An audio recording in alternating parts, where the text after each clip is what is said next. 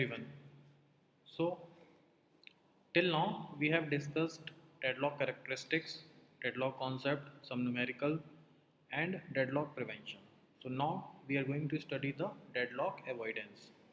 So, avoidance means when we will do avoidance, it means deadlock can happen, and we want to avoid to occur the deadlock. Deadlock can happen, but we want to avoid. Actually, we are in between, and we are not sure whether deadlock will occur or not. But we want to make sure that deadlock not happens. So that is why we can avoid the deadlock. Okay, so that is how we study the deadlock avoidance, and it is implemented by the help of what? Banker's algorithm. Okay, so how Banker's algorithm work, we'll see here. So we have been provided three resources, A, B and C. Okay, first of all, just look at these. What are these all? This is very easy algorithm. You will get to know everything about it just within minutes. See, first at column is max need of resources. It means, see, let's say this is process P naught, this is P1, this is P2, this is P3, and this is P4. Got it? What it is signifying? It is saying that process P naught wants resources A, B, and C, and in some amounts. It means a process P naught wants 7 instances of resource A and 5 instances of resource B and 3 instances of resource B for its proper completion, okay, for its execution, or you can say. So this is how this table is made. Max need of resources means maximum need of resources by the processes for its completion, for its execution. Got it? Now next, hope you understood this. What is this? So on the same grounds we can see P1. P1 is a process. It requires some resources A, B and C, and it required three instances of resource A, two instances of resource B, two instances of resource C. Got it? So this is how this table is made. P1, P2, P3, P4. Okay. Now second one is current allocation. What it is? Current allocation means what the the resources or the instances of the resources which have been already provided to the process, to the processor. It means, see, process P naught is provided with zero instances of resource A. Means it has not been provided any instance of resource A. It means resource A is itself still not provided to P naught, and one instances of resource B is provided to P naught. Got it? Actually, maximum was the need was 5, in which one is already provided to P naught. This is how current allocation table is made. So let's check for P1. Two instances of resource A is provided to P1 and nothing else. Similarly, three instances of resource A is provided to P2 and two instances of resource C is already provided to P2. Actually, initially they required this much amount. Out of this much amount, they have been allocated to this much amount, and currently freely available resources are this. Got it? What is this table is saying? Current available. It means three instances of resource A is currently available, which CPU or operating system can allocate to any of the process. And three instances of resource B is available, two instances of resource C is available. And this is the remaining need table which we have to calculate. Actually, this much will be provided in the question. This is how the frame question is framed.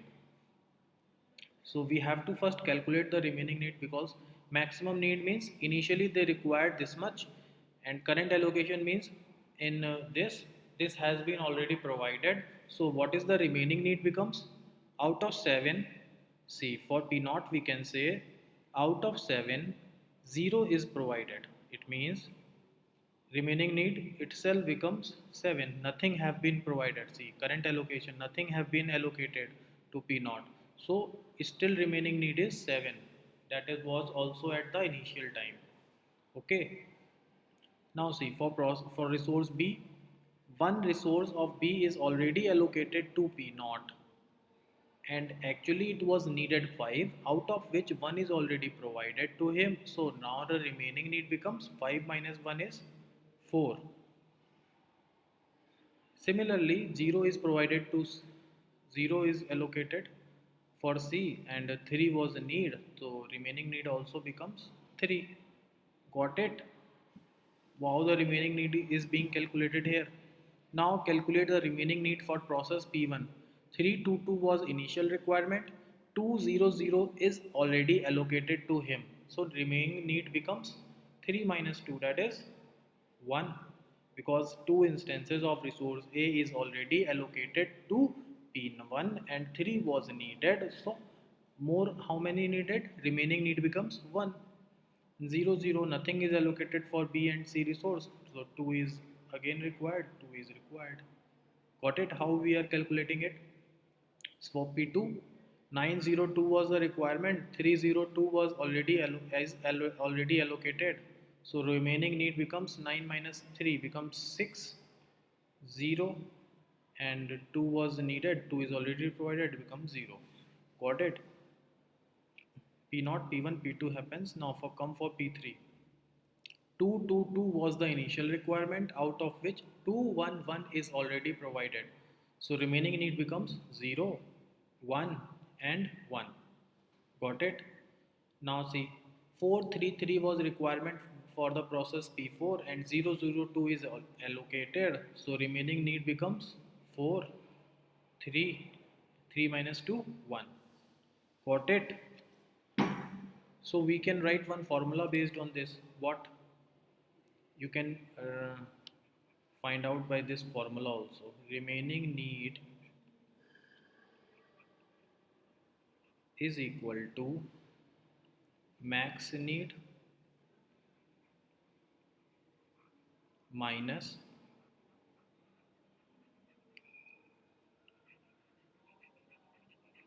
current allocation.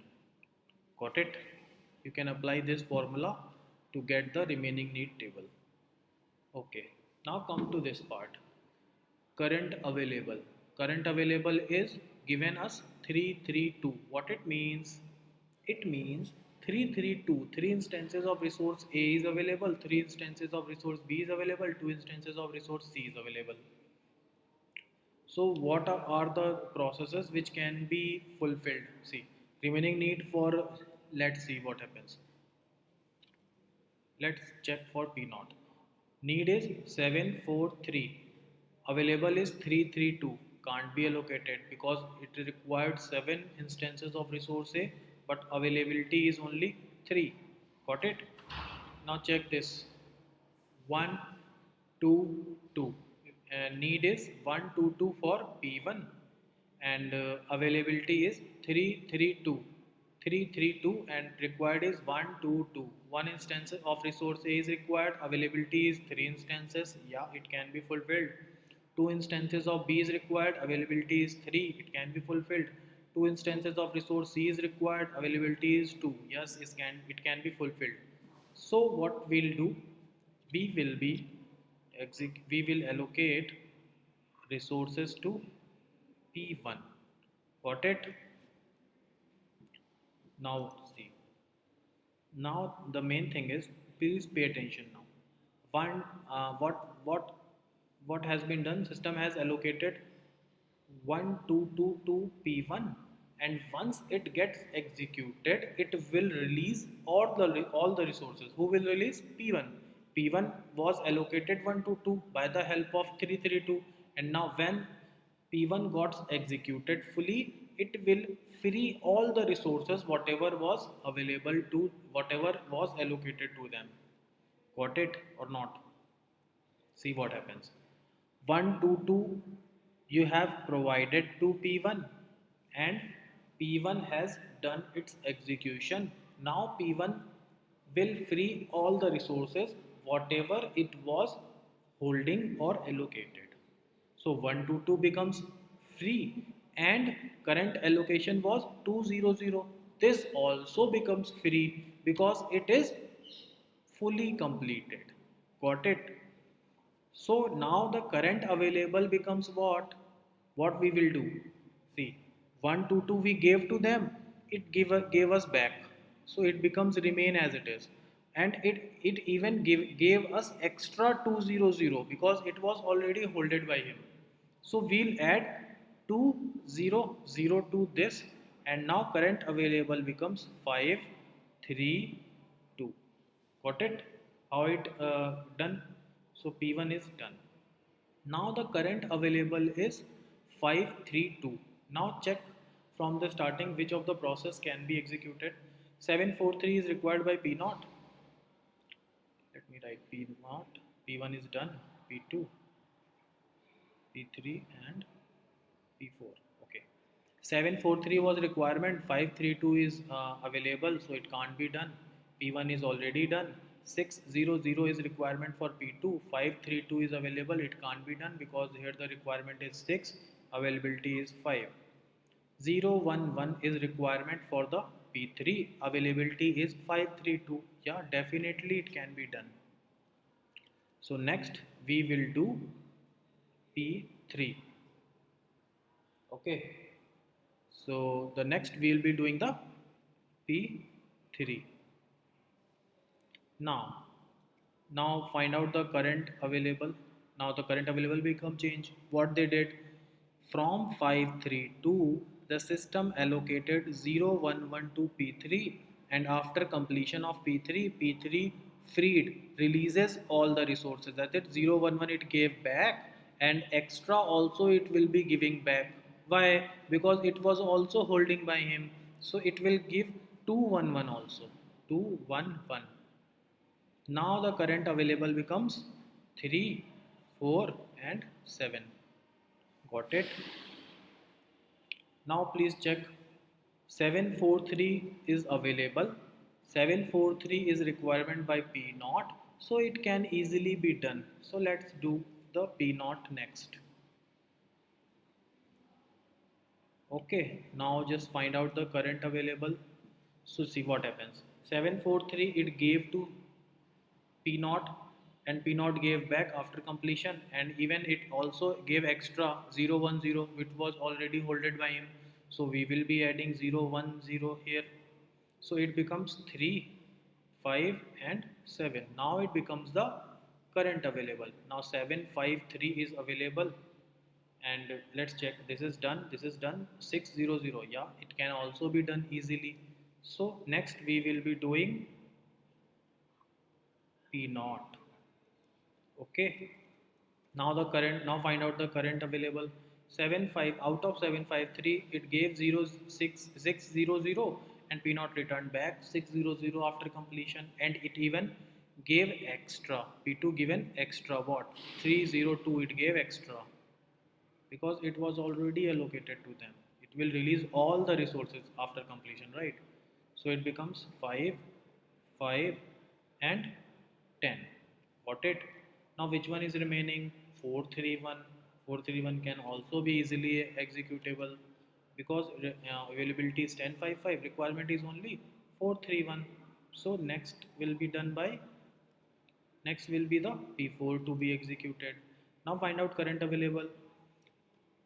We gave 431 to him, he returned us back 431, even extra gave us back because it was already allocated to him. It gave us 002. Now the current available becomes 10, 5, 7. Got it? So at the last, current available is this, and the sequence which we have got, this sequence is called as what happened? This sequence is called as safe sequence. Okay, this is called as the safe sequence. One more thing, see, this cannot be unique. There can be more than one safe sequence. And once you have arrived some of the safe sequence, it is definitely that you are not going to be in the deadlock. We have run whole algorithm and it has executed. So we are not going to be in the deadlock. And how? So the deadlock is avoided.